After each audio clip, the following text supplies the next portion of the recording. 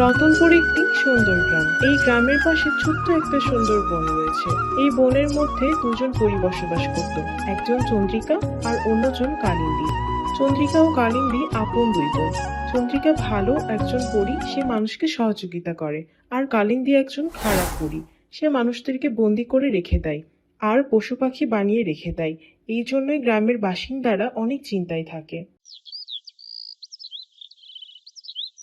বলছি মোড়ল মশাই, আমাদের গ্রামের পাশে যে বন আছে না, ওই বন আমাদের জীবন ধারণের প্রধান উৎস। সেখান থেকে আমরা কাঠ কাটি, বিভিন্ন পশু পাখি শিকার করে আমাদের জীবন ধারণ চলে। হ্যাঁ, তা তো তুমি ঠিকই বলেছ। আমার গ্রামের বেশিরভাগ মানুষ তো ওই জঙ্গল থেকেই তাদের সংসার চালায়। তা কি হয়েছে, কি জন্য আজকে এখানে সভা বসানো হয়েছে? বলছি মোড়ল মশাই, আমাদের গ্রামের মানুষজন এখন ওই বনে কাঠ কাটতে যায় না বা অন্যান্য কাজে যেতে অনেক ভয় পাচ্ছে। আপনি কিছু একটা করুন। ভয় পাচ্ছে মানে? কেন? ওই বনে কি কোনো বাঘ বা ভাল্লুক এসেছে নাকি যে ভয় পাচ্ছে মানুষজন? না মোড়ল মশাই, মানে বলতে গেলে আজকাল অদ্ভুত ঘটনা ঘটে। কাঠ কাটতে গেলে কুড়াল ভেঙে যায়, আমাদের খাবার গায়েব হয়ে যায়। আরো হ্যাঁ মোড়ল মশাই, কারোর পা হঠাৎ মুচকে যায়, আবার কারোর কাঠ গায়েবই হয়ে যায়। আমাদের মনে হয় নিশ্চিত বন জুড়ে অশুভ কিছু একটা আছে। এগুলো তো সামান্য মোড়ল মশাই। ইদানিং ওই বনে যে কাঠ কাটতে যাচ্ছে তারা আর কেউ ফিরে আসছে না, এবং পরে তাদের খুঁজতে গেলে তাদেরকে পাওয়া তো যাচ্ছে না, বরং তাদের কোনো চিহ্নও থাকে না। এমন ভাবে গায়েব হয়ে যাচ্ছে, সকাল থেকে সন্ধ্যা অবধি খুঁজলেও পাওয়া যাচ্ছে না। আপনি কিছু একটা করুন। বিষয়টা তো আসলে অনেক ভাবনার। হচ্ছেটা কি আমার গ্রামবাসীর সাথে? বনে কি তাহলে কোনো ভুতুড়ে কাজ কাম শুরু হলো? আমার তো মনে হয় বনে কোনো এক দুষ্টু পড়ে আছে। আচ্ছা, আজকের মতো তোমরা সবাই যাও, আমি বিষয়টা নিয়ে পরে তোমাদের ডাকবো। এখন সবাই যাও।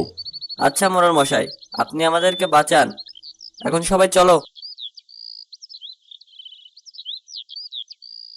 কিরে জগাই, তোর কি মনে হয় গ্রামবাসীরা যেটা বললো আসলে কি আমাদের গ্রামের পাশের বনে কোনো দুষ্টু পরী বাসা বেঁধেছে? বাবু, আমারও মনে হচ্ছে গ্রামের মানুষের কথাই সত্যি।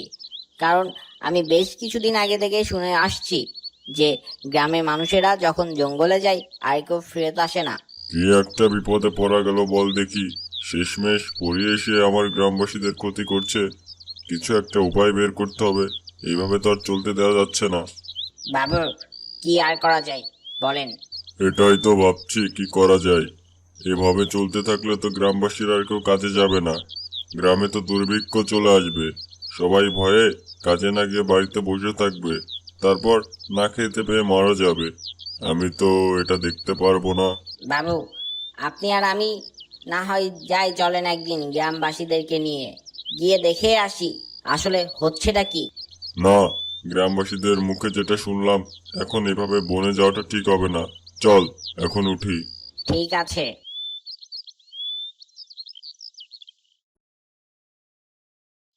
এই বন শুধু আমার, মানুষ এখানে আসবে না। যদি আসে আমি তাদেরকে শাস্তি দিব। আমি মানুষকে একদমই পছন্দ করি না। না কালিন্দী, বন মানুষের জীবন ধারণের অংশ। কাঠ, ফল, ওষুধ সবাই তারা এখান থেকেই পায়। তুমি তাদের কষ্ট দিও না। মানুষেরা তো আমাদের কোনো ক্ষতি করে না, তাহলে আমরা তাদেরকে কেন ক্ষতি করব? তুমি মানুষের উপর যেভাবে অত্যাচার করছো তারা তো আমাদের কোনো ক্ষতি করে না। তোমার উচিত তাদেরকে উপকার করা। আমি দয়া জানি না চন্দ্রিকা। আমি মানুষকে ভয় আর কষ্ট দিয়ে আমার আনন্দ খুঁজে পাই। মানুষেরা সবসময় দুর্বল। এই দুর্বলতার সুযোগ নিয়ে আমাদের উচিত তাদেরকে ভয় দেখিয়ে সবসময় দুর্বল করে রাখা। তাদের তোমার মতো সাহায্য করলে তারা আমাদের দেখে ভয় পাবে না। না, মানুষেরা আমাদের বন্ধু। আমি তোমাকেও তাদের কোনো ক্ষতি করতে দেব না।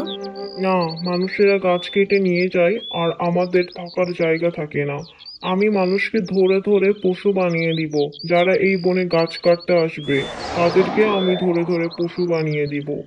আমি বেঁচে থাকতে এমনটা হতে দেব না কালিন্দী। তাহলে তো তোমাকে মরতে হবে চন্দ্রিকা।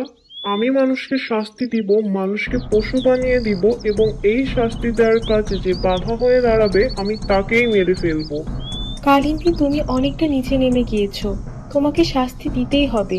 তুমি গ্রামবাসীদেরকে পশু বানিয়ে দিচ্ছ বিনা কারণে, এর শাস্তি তোমাকে পেতেই হবে। এরপর চন্দ্রিকা ও কালিন্দীর মধ্যে একটি যুদ্ধ বেঁধে যায়। এই যুদ্ধে জিতে যায় কালিন্দী। তোকে বলেছিলাম না, আমার এই কাজে যে বাধা হয়ে দাঁড়াবে আমি তাকেই শেষ করে ফেলবো। এটা করিস না তুই। মানুষেরা আমাদের কোনো ক্ষতি করে না, তাহলে তুই কেন তাদের ক্ষতি করিস বোন? তোর এই কথা আর ভালো লাগছে না চন্দ্রিকা, আমি তোকে পাখি বানিয়ে দিব, আরেকটি খাঁচায় বন্দি করে রাখবো, তারপর দেখি তুই মানুষদের কিভাবে সাহায্য করিস। এরপর কালিন্দী চন্দ্রিকাকে পাখি বানিয়ে দেয় এবং একটি খাঁচায় বন্দি করে একটি গাছে ঝুলিয়ে রাখে। বেশ কিছুদিন পর গ্রামবাসীদের খাবার ফুরিয়ে যায়। তারা না, এইভাবে তো আর থাকা যায় না। ঘরে খাবারও তো ফুরিয়ে যাচ্ছে, কাজে না গেলে খাবো কি? ঠিকই বলেছো তুমি, কিন্তু এই অবস্থায় কি বনে কাঠ কাটতে যাওয়া উচিত হবে আমাদের? উচিত না হলেও তো যেতে হবে। ঘরে তো বউ বাচ্চা সবাই না খেয়ে আছে। বনে যে কাঠ কেটে তো আমাদের সংসারটা চলে। আমি যাব না দাদা, তুমি গেলে যাও, আমার যেতে অনেক ভয় লাগছে। আরো শুনেছি ওই বনে যে দুষ্টু পরী আছে মানুষকে ধরে ধরে পশু পাখি বানিয়ে দেয়। ঠিক আছে, তুই না গেলে না যা। আমি আর দু একজনকে সাথে নিয়ে বনে কাঠ কাটতে যাচ্ছি। বাবা আমি এর মধ্যে নেই, সাবধানে যাস দাদা, আর তাড়াতাড়ি ফিরে আসিস। ঠিক আছে, তুই তাহলে থাক, আমি যাই কাঠ কাটতে। এরপর গ্রামের দুজন লোক ও সে মিলে কাঠ কাটতে চলে যায়।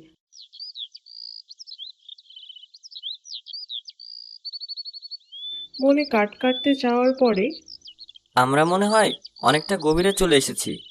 সবাই শোনো, তোমরা তাড়াতাড়ি গাছ কেটো। আমরা এখান থেকে চলে যাব সন্ধ্যার আগে। আর কেউ বেশি দূর যাবে না, সবাই কাছে কাছে থেকো। ঠিক আছে দাদা। এরপর তারা কাঠ কাটতে শুরু করে। কাঠ কাটতে কাটতে হঠাৎ করে তাদের সামনে কালিন্দী আসে। ওরে বাবারে, এটা কি? এটা তো একটা পরী মনে হচ্ছে। কে কোথায় আছো? বাঁচাও! বাঁচাও, বাঁচাও! তোদের এই ঘন জঙ্গলে এখন কেউ বাঁচাতে পারবে না। তোদের আগে যারা যারা কাঠ কাটতে এসেছিল তারা কেউ ফিরে যায়নি। তোদের একটু ভয় করেনি এখানে আসতে? তোদেরকে আজ পশু বানিয়ে রাখবো, হা হা হা হা হা। এমনটা করো না, আমাদের বউ বাচ্চারা না খেয়ে আছে, এই জন্য কাঠ কাটতে এসেছি। আমরা চলে যাবো এখনই, ছেড়ে দাও আমাদের। হ্যাঁ হ্যাঁ, ছেড়ে দাও আমাদের। না, তোদের কোনো ক্ষমা নেই। আমি মানুষকে কোনো ক্ষমা করি না। তোরা এই বনে এসেছিস কেন? এখন তোদের আমি পশু বানিয়ে দিব। এরপর দুষ্ট পরী জাদু করে ওই তিনজনকে পশু বানিয়ে দেয়। আহা হা হা হা, এইবার আমার মনে একটু শান্তি হলো। মানুষেরা তোমাদের পরিণতি হবে এটাই। সন্ধ্যা হয়ে যাওয়ার পরেও গ্রামবাসীরা যখন কাঠ কেটে ফেরত আসে না, মদন দৌড়ে মোড়ল মশাইয়ের কাছে চলে যায়। মোড়ল মশাই, মরল মশাই, মোড়ল মশাই, মরল মশাই, বাড়িতে কি আছেন? বাড়িতে কি আছেন? বলো, কি হয়েছে? এমন করে চিল্লাচ্ছ কেন? মোড়ল মশাই, গ্রামে কয়েকজন মিলে বনে গিয়েছে কাঠ কাটতে, এখনো ফিরে আসেনি। আমার মনে হয় ওই দুষ্টু পরী ওদেরকে পশু বানিয়ে দিয়েছে। ওরা কেন গিয়েছিল বনে কাঠ কাটতে?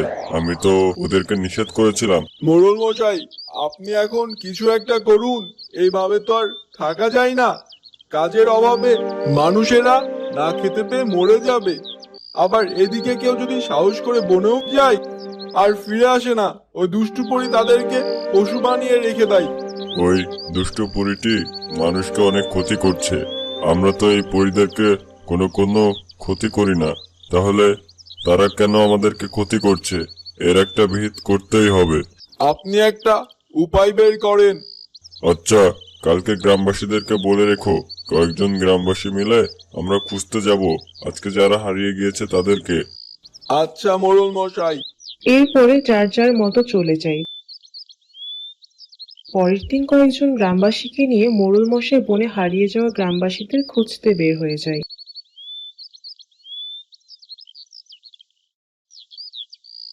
তারা খুঁজতে খুঁজতে হঠাৎ দেখে রোবার ধারের একটি গাছে একটি সুন্দর পাখি খাঁচার ভেতরে। আরে, এত সুন্দর পাখি খাঁচার ভিতর বন্দি করে রেখেছে কে? এই চলো তো সবাই গিয়ে দেখি। হ্যাঁ মোড়ল মশাই, পাখিটি আসলে সুন্দর। আমার তো শুয়ে দেখতে মন চাচ্ছে। এরপর গ্রামবাসীরা সবাই মিলে পাখিটির কাছে যায় এবং পাখিটিকে খাঁচা থেকে মুক্ত করে। পাখিটি খাঁচা থেকে মুক্ত করার পরই পাখিটি হঠাৎ করে একটি পরী হয়ে যায়। এটা দেখে ওরে বাবারে, এ তো দেখি আস্ত একটা পরী। আমাদেরকে কিছু বলো না, আমরা তোমাদের কোনো ক্ষতি করিনি। আমরা এখনই চলে যাচ্ছি। আমাদের কয়েকজন কালকে এসে হারিয়ে গিয়েছে, আমরা তাদেরকে খুঁজতে এসেছি। না না, আমি তোমাদের কোনো ক্ষতি করব না। আমি মানুষের উপকার করি সব সময়। আমি একটা ভালো পরী। আর যে পরী তোমাদের পশু পাখি বানিয়ে দিয়েছে, ভয় দেখাচ্ছে, সে হচ্ছে আমার বোন কালিন্দী। আমাদের গ্রামবাসীদেরকে সে ধরে ধরে পশু বানিয়ে দিচ্ছে। এর থেকে বাঁচার কি কোনো উপায় আছে? ও অনেক শক্তিশালী একটি পরী। ওর সাথে যুদ্ধ করে আমি ওকে হারাতে পারবো না। তবে একটি উপায় আছে। এই বনের মাঝখানে একটি বড় বটগাছ আছে। ওই বটগাছে একটি হলুদ রঙের পাখি আছে। ওই পাখিটির মধ্যেই আছে কালিন্দীর জীবন।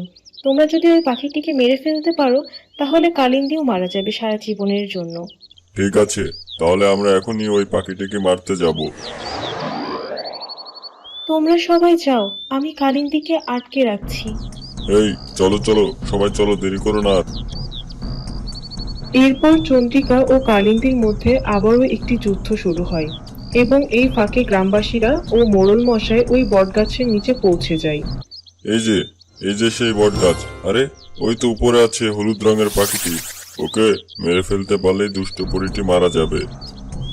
তারপর তারা যখনই হলুদ রঙের পাখিটি নিচে পেড়ে নিয়ে আসে, ঠিক তখনই কালিন্দী টের পেয়ে এখানে চলে আসে।